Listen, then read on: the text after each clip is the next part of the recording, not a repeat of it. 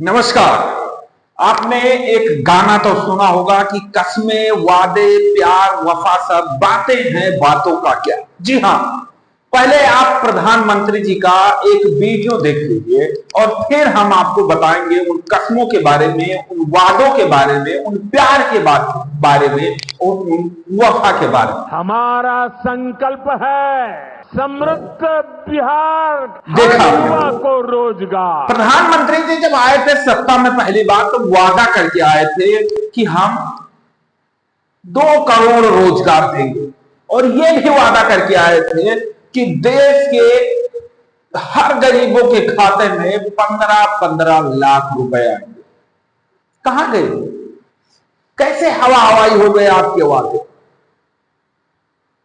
कहां चले गए आपके वो रोजगार जिसे आपने वादा किया था? और शर्म की बात तो यह है कि आज भी आप वादा कर रहे हैं बिहार में जाकर के कि बिहार में हम रोजगार देंगे, और उन्हीं बिहार के युवाओं पर जब लाठी चल रही है तब आप चुप्पी साध लेते हैं। वोट के लिए आप खड़े होकर के मंच पर और भाइयों बहनों युवाओं साथियों सारी चीजें सुनाते हैं प्रधानमंत्री जी, लेकिन जब युवा पीटते हैं, जिन युवाओं को इस तरीके से पीटा जाता है कि वो हॉस्पिटल में पहुंच जाते हैं, तो आप चुप क्यों हो जाते हैं? क्या उस दिन युवा आपको याद नहीं आते हैं? उस दिन तो गाते होंगे दिल मेरा तोड़ दिया उसने बुरा क्यों माना। क्या हो रहा है जरा एक बार सोचिए। आपने वादा किया था, ऐसे वादे अगर मैं एक वीडियो बनाऊं कि प्रधानमंत्री जी के 15 झूठ, तो शायद गलत नहीं होगा, क्योंकि आपने इससे अधिक झूठ बोला। आपने झूठ बोला कि गरीबों के खाते में 15-15 लाख रुपए आएंगे, विदेश में जमा काला धन वापस होगा, पेट्रोल डीजल जो है वो सस्ता होगा, गरीबों को आवास मिलेगा, युवाओं को नौकरी मिलेगी, देश में शांति व्यवस्था बनेगी। लेकिन सब झूठ है। अभी भी आप मंच पर खड़े होकर कहते हैं कि किसानों की हमने आमदनी दुगनी कर दी। आप आइए किसी किसान का दिखा दीजिए, किसी किसान को बता दीजिए कि इस किसान की आमदनी दुगनी हुई है, मैं आपके चरणों में सर रख के नतमस्तक हो जाऊं। नायक फिल्म की तरह आप जहां जाते हैं उससे पहले वहां की व्यवस्थाएं चेंज हो जाती है। रानी मुखर्जी ने बताया था मीडिया के सामने नायक फिल्म में कि साहब ये लाइटें तो सिर्फ दिखाने के लिए लगी हैं, इसमें बिजली नहीं आती। वही कहानी आपके राज्य में। आपका एक पुराना वीडियो देखा था जहां आप गए थे और आपने पूछा था एक महिला से कि ये गैस आपको कब मिला, तो उसने कहा था कल ही मिला है। यानी आप आ जाने वाले तो उससे एक दिन पहले उसे गैस कनेक्शन भी दे दिया जाता है। मुख्यमंत्री जी के आने से पहले एक बार गोंडा में रातों रात रोड बना दिया जाता है।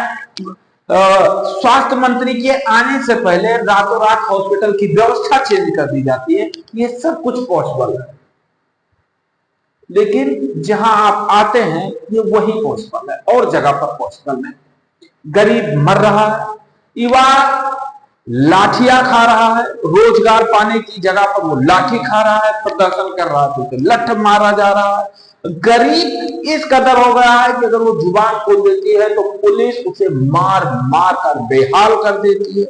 किसान मजदूर भूख के कारण परेशान है, 5 किलो राशन से कुछ नहीं होने वाला है। किसान अपनी पीड़ा में परेशान है और आप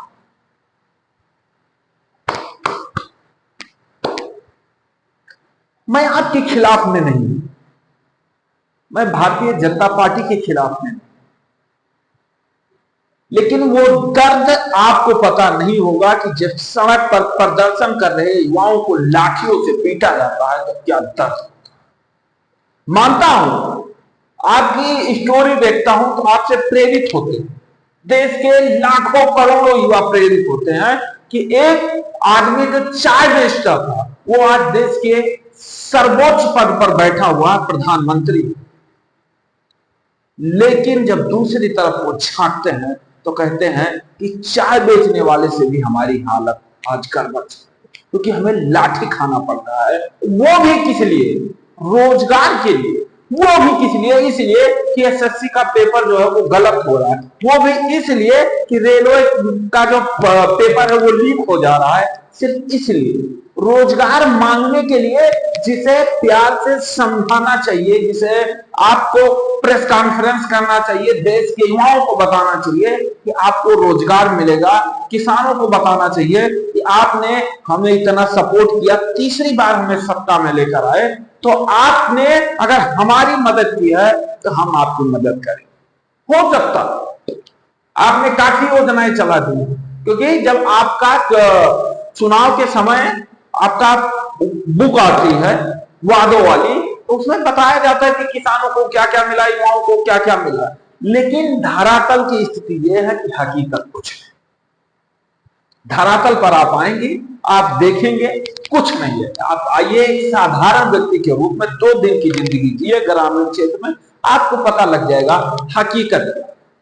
मैं भी आपको मानता हूं, आपसे हमें भी प्रेरणा मिली है, आपको आदर्श मानते हैं, लेकिन अगर घोड़ा घास के साथ दोस्ती करेगा तो वो भूख के कारण मर जाएगा। वही कहानी आज है कि युवा अगर आपके स्पीच को, भाषणों को सुन सुन के बैठे रहेंगे, उनके घर वाले परेशान होंगे। तो इसलिए आपको भी अब जगने की जरूरत है। युवा तो जग चुके हैं, युवा अपना हक मांग रहे हैं, लेकिन आपको जगने की जरूरत है और उनके हक दिलाने के लिए अब कुछ कार्य करने की जरूरत है।